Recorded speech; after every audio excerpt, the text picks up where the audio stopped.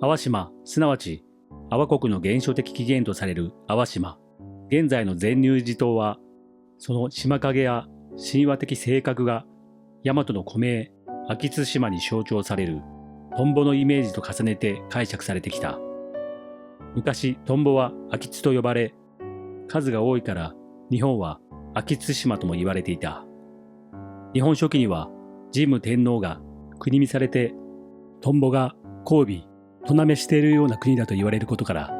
秋津島の名ができたと記されている。こうした象徴的理解から、淡島は生命生成と国生みを表す地として秋津島に指定されることがある。トンボは普通に読めば精霊です。となめとは、トンボのオスメスが交尾して体が輪、ハート型になる独自の体勢をとります。トンボの英語名がドラゴンフライです。竜、ドラゴンが飛ぶ、フライという語源から来ている。大本教では、霊的世界改造のシステムは、建て替え建て直しが、大本、日本、世界と遺産段に相似形をもって、拡大進展していく競輪であり、これを秋津となめの競輪とも言う。秋津となめというのは、オスメスのトンボが交尾して、大小相似形を成している姿である。と記されている。古事記においては、早秋津彦の神と早秋津姫の神が男女一体の神として記されている。一方、日本書紀では、一書第6において、これらを対偶神とはせず、早秋津姫命という一神として登場させており、その神格は港の神と記されている。古事記では、この早秋津彦、姫神に別名として、港の神が与えられているが、ここでいう港とは、単なる港を指すのではなく、水の出入り口、すなわち河川が海へと注ぐ河口を意味する語である。このことから、港の神とは、川と海との境界、淡水と海水の交わる場所を司る神であり、内海と下海、生と死、汚れと浄化といった相反する世界が接触し、転換する境界を象徴する神格であると考えられている。さらに象徴的に捉えれば、淡水はメソポタミア神話における原初の淡水神、アプス、あるいは知恵と創造の神、エンキに否定され、海水は混沌と生成を司るティアマトに対応する存在とも解釈される。ティアマト・ナムは古代メソポタミア神話において原初の海、塩水を意味し、すべての神々を生み出した母なる神である。早秋津姫命は、そうした淡水と海水、秩序と混沌が交差する臨界点に立ち、世界生成と浄化の働きを媒介する神であると位置づけることができる。早秋津姫命は、流されたものを最終的に受け止め、次の浄化段階へと橋渡しする存在であり、川と海を分担する結節点の神なのである。福岡県宗像市江口に鎮座する薩岐宮は、辻八幡宮浜宮社の境内に祀られており、毎年5月5日には浜宮社と合同で5月祭が再興されてきました。浜宮社は海に面することから浜宮と称され、辻八幡宮の別名でも呼ばれています。現在の祭神は大笹木の命、すなわち第16代仁徳天皇で、王神天皇の第四王子にあたりますが、宗像軍史などの資料によれば、本来は王神天皇を主祭神とし、辻八幡と称されていたと伝えられています。また、辻八幡宮の境内には、豊受大神を祀る豊受神社、スサノオノミコトの菅神社、昼子神の昼子神社、大昼目の狼、天照の大昼目神社、そして瀬尾律姫の命、宗像三女神、早秋津姫の命、神宮皇后を祀る薩岐神社の5社が並び、海、農耕、浄化、再生という多層的な信仰世界を形作っています。辻とは、4つの道が交わる場所、すなわち、四つ辻、十字路、交差点を指す言葉です。人や物の行き交いが集中する地点であり、方向が分かれ、再び交わる要の場所を意味します。また、辻という字は、日本で作られた国字です。部首の神謡、道を行くに十字を組み合わせることで、道が十文字に交差する場所、十字へ行く道を表現しています。十字とは十字架です。この辻八幡宮境内五社の最新は、豊受神社、豊受狼、羽化の御霊の御事、大月姫、国床たちの御事、雨の水主の神、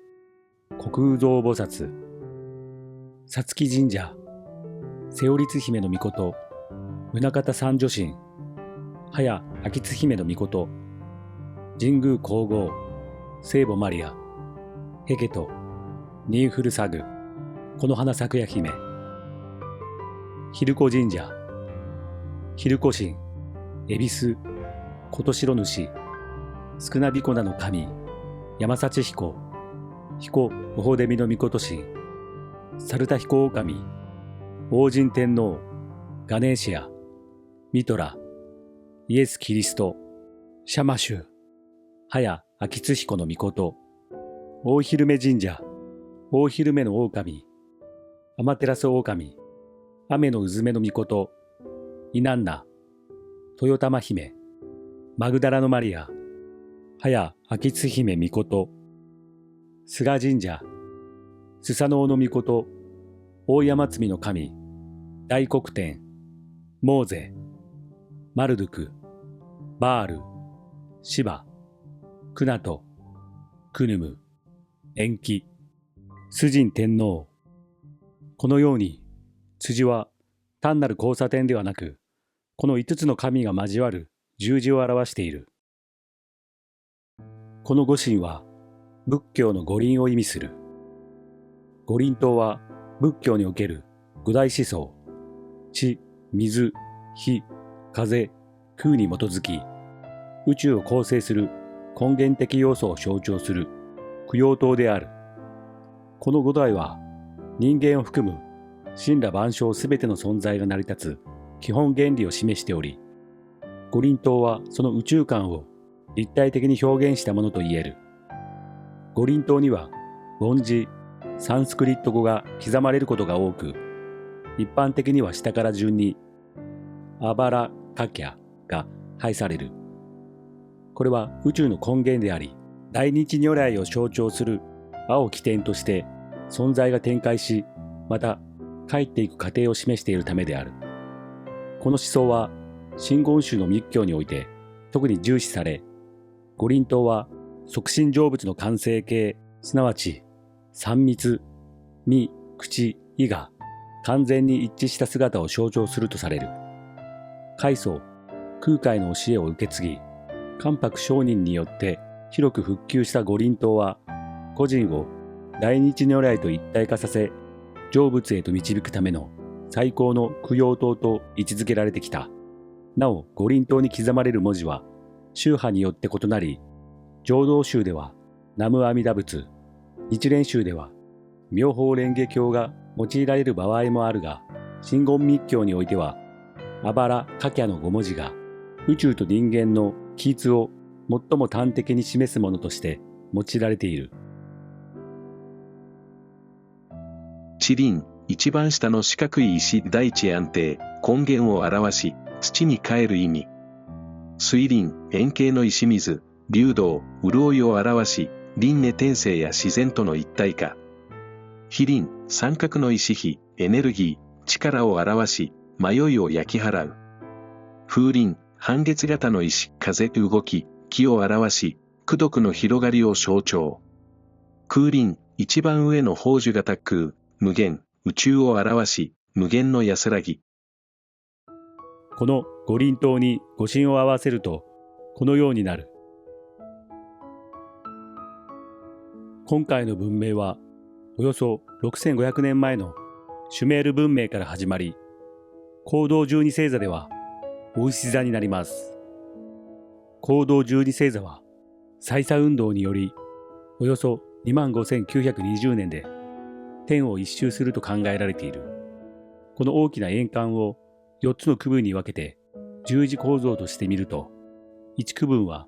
およそ6480年となり、人類文明の大きな転換期を示す周期として捉えることができる。お牛座から始まった文明が終わり、人類は水亀座の領域へ移行しつつあるとされる。シュメール文明の最初の神は、この赤い文字の神です。文明が進むにつれ、神々は消えたのではなく、名前と姿を変えながら移動しました。文明の旅路の果てに最後にたどり着いた地が日本である。その最後の神の名がこの青色の文字となります。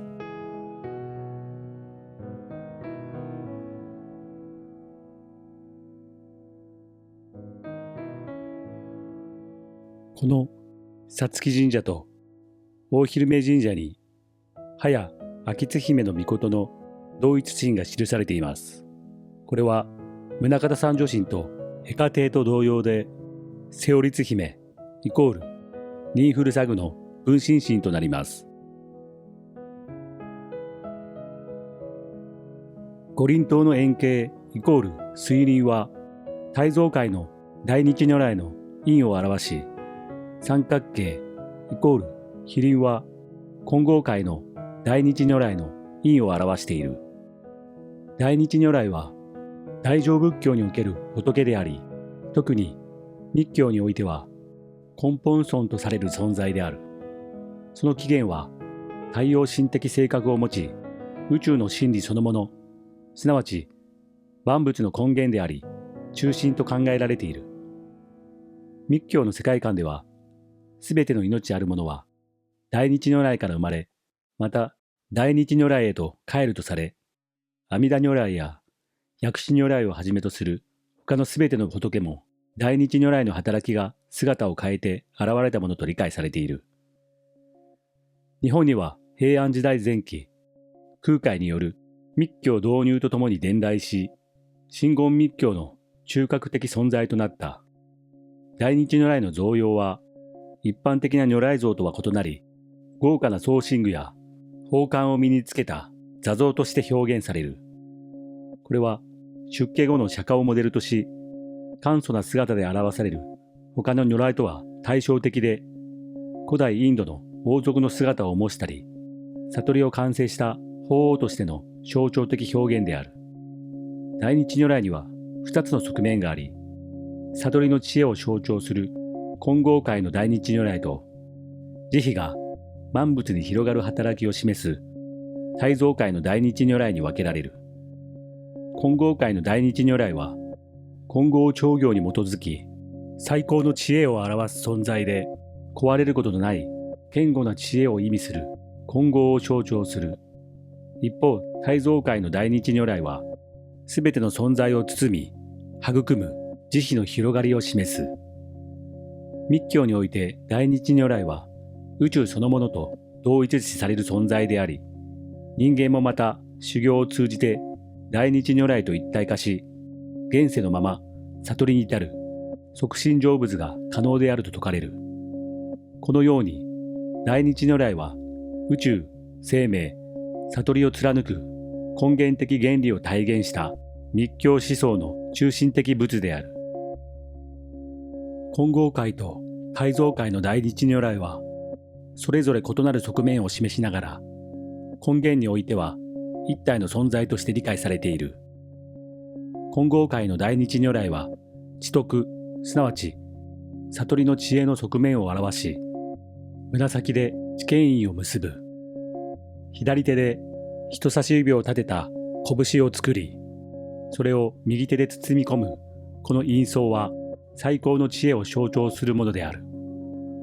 右手は仏、左手は習性を表し、仏の知恵が習性を包み、導く姿を示している。ここには、煩悩即母体、迷いそのものが悟りへと転じるという密教の革新思想が表現されている。金剛とは、ダイヤモンドを意味し、大日如来の知恵が何者にも砕かれない堅固な悟りであることを示す。一方、大蔵界の大日如来は、利得、すなわち慈悲と真理の側面を表し、北海上院を結ぶ。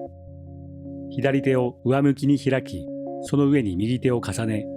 親指同士を合わせるこの印は、すべてを受け入れ、育む悟りの世界、大蔵界を象徴している。密教において、仏の世界は、悟りの世界である大蔵界と、知恵の世界である金剛界という二つが揃って初めて完成する。両者は体をなすが、分かれたものではなく、本来は一体であるとされる。この考え方を、根体不二といい、知恵と慈悲、悟りと救済は二つでありながら一つであるという、大日如来の根本的な教えを表している。中尊寺は、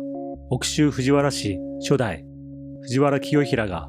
1105年に平水へ本拠を移した後、大規模な道東建立を行い、築いた一大仏教都市である。その平泉文化の中で重要な位置を占めるのが、寺の秘仏とされる一時近隣仏頂座像である。12世紀の作とされ、三大当主藤原秀衡の念持仏と伝えられ、現在は重要文化財に指定されている。この尊像は密教において極めて格の高い仏頂像であり、諸仏の頂点に立つ尊格とも説かれる存在である。像高はおよそ76センチだが、7頭の獅子が支える逆蓮華台の上に座すため、実際以上に堂々とした威容を感じさせる。姿は全身を御地宝冠などの荘厳品で飾り、印相は知見印、体はおしろいで塗られ、顔立ちは柔和で、細い目と紅を刺したような唇を持つ。その滑らかな肌の質感から人肌の大日如来とも称され、日本でも特に美しい仏像の一つとされる。一時近隣仏頂とは、如来が深い三味の中で説いた一時の真言、ボロンを神格化した御事である。一時とは、凡字一文字に真理を凝縮することを意味し、ボロンは悪を払い、正常にし、願いを成就させる力を象徴する。また、近隣とは、古代インド思想の理想王、天輪女王の中でも最上位の近隣王を指し、この御事の霊力が最上であることを示す比喩である。一方、藤原氏の祖は中富氏であり、氏神は祝詞と言霊の神、雨の小屋根の御事とされる。天の岩戸神話で、祝詞を創して天照狼を導き出した神であり、古事記日本書紀編纂に藤原氏、中富系が深く関わったとされる点も、言霊、祭祀、国家鎮護という思想的系譜を感じさせる。密教思想において中心となるのは、金剛界、知恵と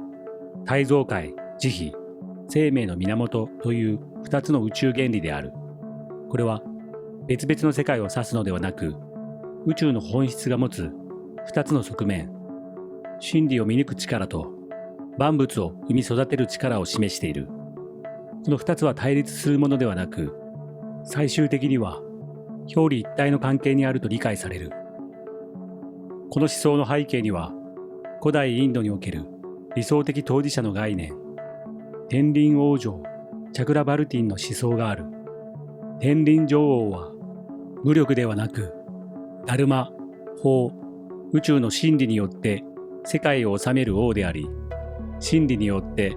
世界を動かす存在の象徴であった。この観念は仏教に取り入れられ、さらに密教においては大的な王ではなく、真理によって自己と世界を整える内なる各者へと進化していく。密教では大日如来の悟りの開智を三昧という瞑想状態で表現する。その代表が日輪三昧とガチ輪三昧である。日輪は太陽を象徴し、太蔵界の理、すなわち生命を育む慈悲を示す。ガチ輪は満月を象徴し、金剛界の知、すなわち完全なる知恵を示す。重要なのは、金剛界の仏が太蔵界に入り、太蔵界の仏が金剛界に入るという相互融入の教えであり、これは知恵と慈悲が完全に融合した悟りの境地を表している。この知恵が仏を生み出すという原理を人格的に象徴した尊格が仏現仏母である。仏現仏母は仏の目、すなわち一切の真理を偏りなく見通す中道の知恵を神格化した存在である。真理を見抜くこの目こそが仏を生み出す源であると考えられたため、仏も仏の母と呼ばれるようになった。これは真理を見ることが仏としての覚醒を生むという精神的体験の構造を象徴化したものである。密教には対照的な働きとして一時近隣仏頂と仏現仏母の関係がある。一時近隣仏頂が悪を打ち砕く釈伏の力を象徴するのに対し、仏現仏母は迷いの存在を受け入れ導く生寿の力を象徴する。前者が法の厳しさであり、後者が母の慈しみである。このため、両尊は曼荼羅において体として書かれ、宇宙の働きが元と柔、地と火の両面を持つことを示している。仏現仏母はまた、仏像の開眼空行において真言が唱えられる尊格でもある。彼女の本質は目を開かせる存在であり、それは肉眼ではなく真理を見る霊的な目を意味する。この目が開かれたとき、人は迷いの存在から目覚めた存在、すなわち仏へと生まれ変わる。したがって、仏現仏母信仰とは、単なる女神崇拝ではなく、真理を見る知恵が仏を生み出すという密教の革新的原理を女性的象徴によって表現したものである。悟りとは知識の蓄積ではなく、世界と自己をありのままに見る目が開くことであり、その覚醒を生み出す母なる働きが仏現仏母なのである。かつて釈迦は頭頂部仏頂から光を放ち、その通信力によって苦の習性を救いたまうたと言います。この仏頂から放たれる光の呪文として、深い瞑想の境地に至った如来が説いた一時の真言、ボロンの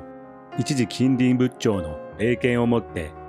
実相真実を犯す悪心を正法に気づかせ、仏現仏母が穏やかに説得する生寿によって修正を強化する一時近隣仏頂の霊見の臨法によって倒された悪心は、真実の目を開く仏現仏母によって前身として蘇るのだという。まさに一切の悪を断じ、そして善を修するとはこのこと。この呪を唱えれば即身成仏できるという。空海によって開かれた真言宗は、五輪塔を最初に復旧させた密教の一派です。真言密教の中から生まれたものとされ、それは人間も死ねば神羅万象、宇宙に存在するすべてのもの、大日如来と同じ地、水、火、風、空の五大に起一されるべきものという考え方によるものと言われています。地、水、火、風、空の五大に知識が加わることで、宇宙もしくは人が形成されると言われています。そこで死者の魂の入るお墓である五輪塔に5つの文字を入れ、そこに死者の魂、知識が入ることで、死者は最も神聖な場所で眠ることができ、また新たに生を受け、転生できるようにといった願いが込められています。この知識とは何を意味するのか。この五大は生命の木を表します。そして古代エジプト神話で原初の創造神から生まれた衆尾神と同時に生まれた女神テフヌトがいます。衆は火、熱を、テフヌトは湿気、水に対応しており、衆は広がり、上昇、遠心力、積極性、弾性性、能動性、外向性などの性質に対応します。テフヌトは収縮、下向きの動き、求心力、否定的、女性的、受容性、内省などに対応します。衆とテフヌトの組は宇宙の泡を形成するという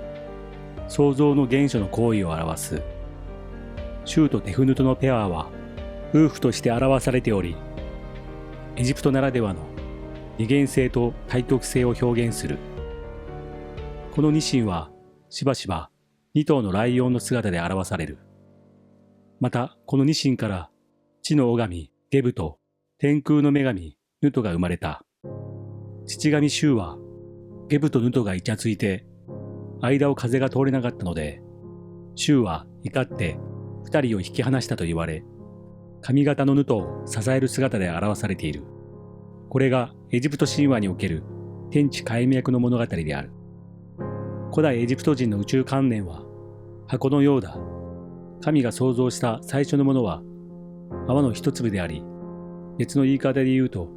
無限の水をたたえた太陽であった。衆、火、熱とテフヌと水、湿気は両方大気を意味する。古代エジプト神話では天空の女神ヌトは体に無数の星を宿した大空そのものであり、その星々は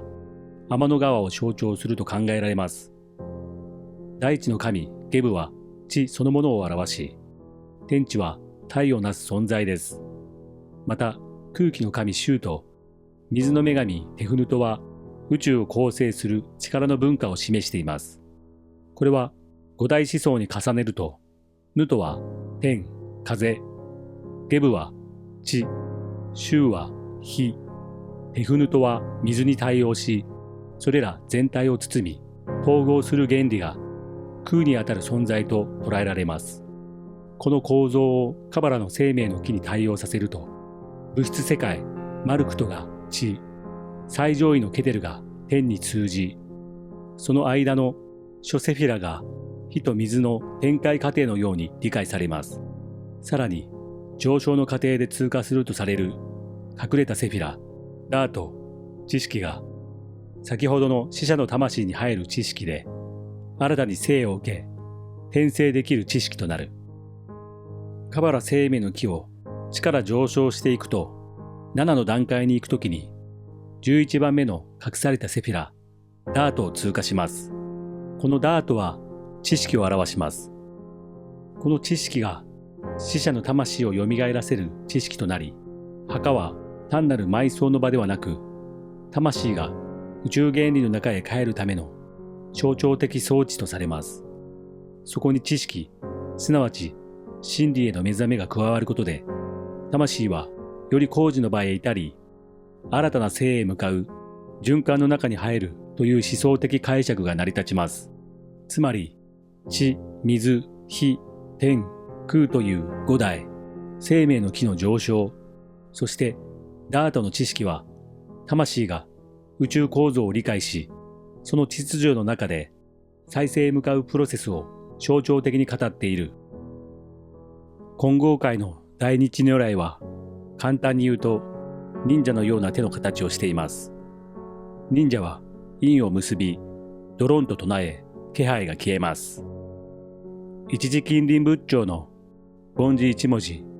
サンスクリット読みがボロン、念持仏で、天変地異の際に拝まれたと言われている。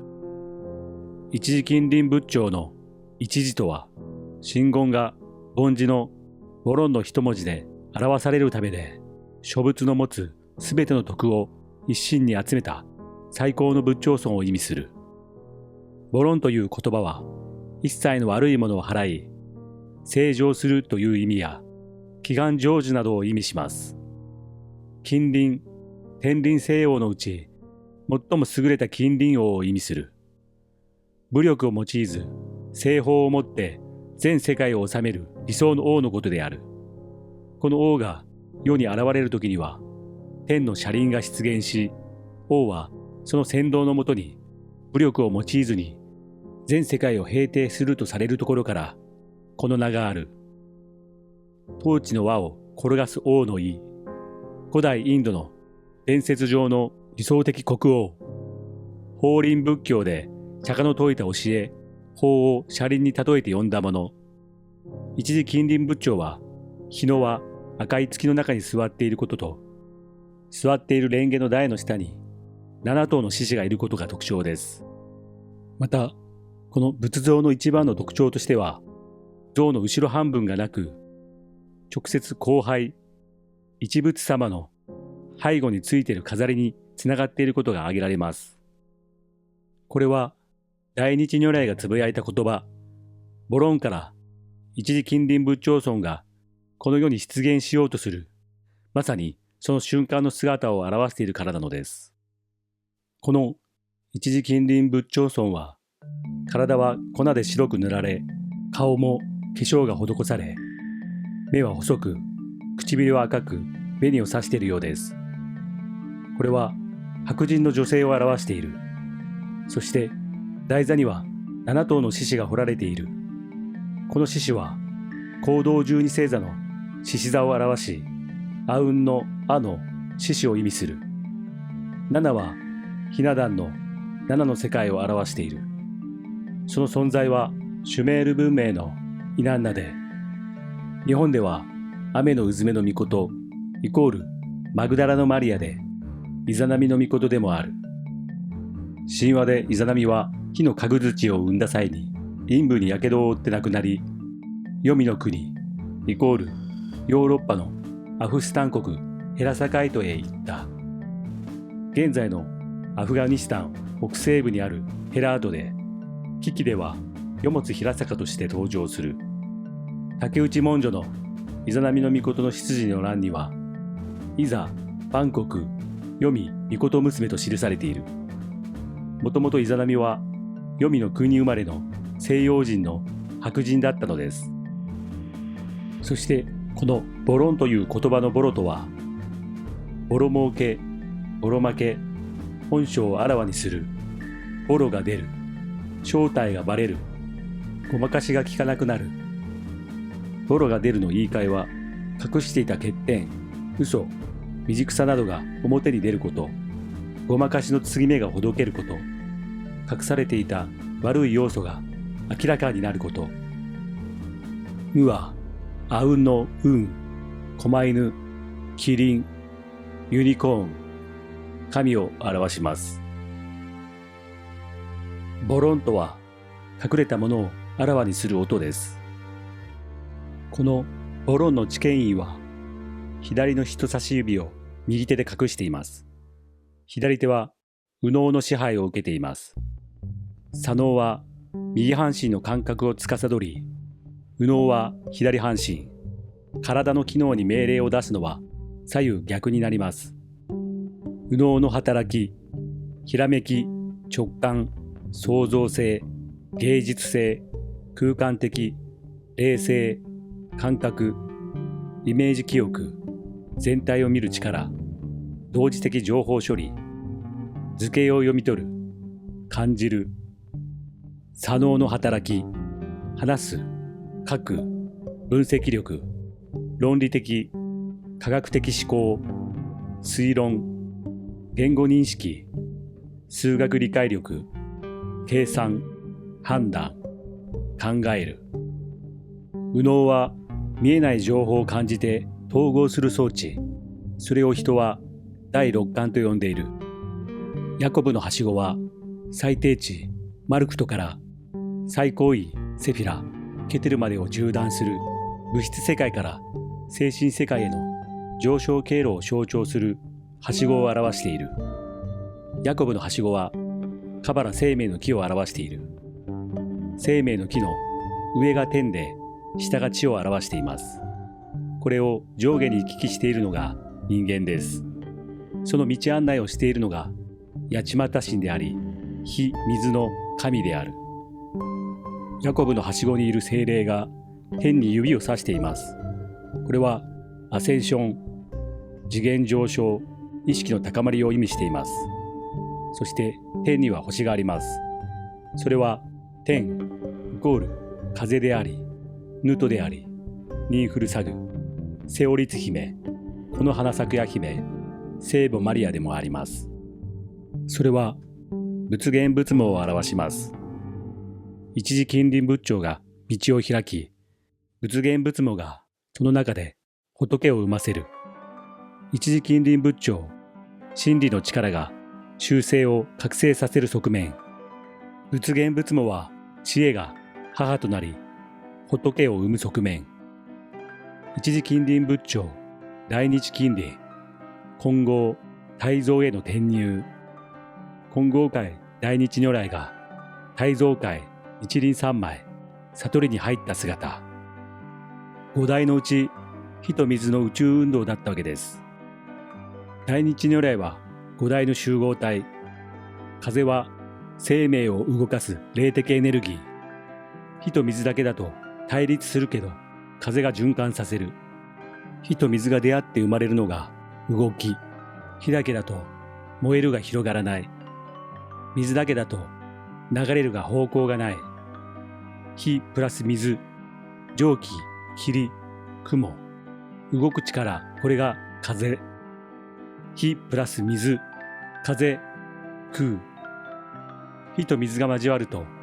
雲が生まれる。雷が起こる。雨が降る。風が動く。この大気循環のエネルギーの象徴が龍。風大は五大の中で唯一動き、振動、循環を担当する要素。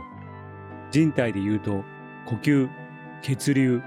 神経の伝達、気の巡り。これは全部風大。つまり龍神は宇宙規模の気の流れの意識体と考えられる。クンダリーニ、龍が昇る、気が通ると表現した。龍の動きが極まるとどうなるのか。完全に調和すると風が止まり、空になる。龍は仏に至る前段階の動く悟り。だから、龍神信仰は宇宙の呼吸、エネルギーの信仰。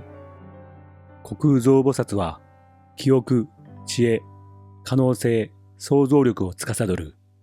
これは空には全情報が記録されているという宇宙観と一致する。密教では大日如来の知恵の側面の展開とも考えられる。